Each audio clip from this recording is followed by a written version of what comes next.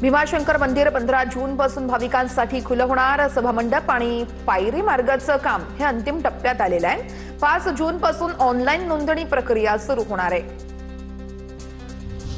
पुण्यातील जंगली महाराज रस्त्यावर 2 वाहनतळांचा प्रस्ताव आहे। या वाहनतळांवरती सुमारे 550 वाहनांची सोय होणार आहे।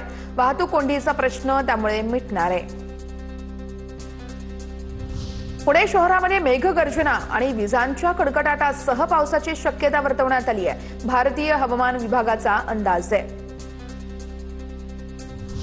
पुणे मनपाची मिळकत कर भरण्याची ऑनलाईन यंत्रणा कोलमडली आहे। पैसे भरण्यास अनेकांना अडचणी येत आहेत। मिळकत कर भरण्यासाठी शेवटचे 2 दिवस शिल्लक असताना आता नागरिकांचा उदंड प्रतिसाद बघायला मिळतोय।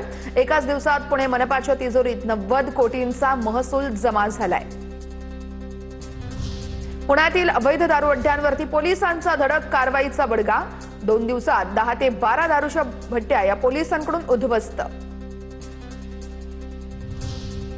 पिंपरी चिंचवड महानगरपालिकेकडून 250 कोटींच्या मालमत्ता कराची वसुली।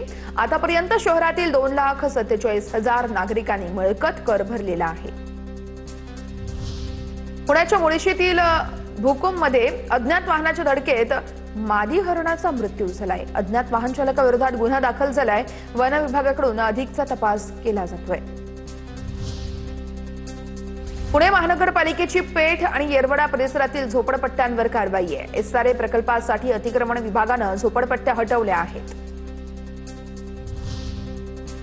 पुण्यामध्ये जनगणनेचं काम न करणाऱ्या 25 कामचुकार प्रगणकांवरती गुन्हा दाखल करण्यात आलाय। पुणे मनपा आयुक्त नवल किशोर राम यांच्या आदेशानंतर ही कारवाई करण्यात आली आहे।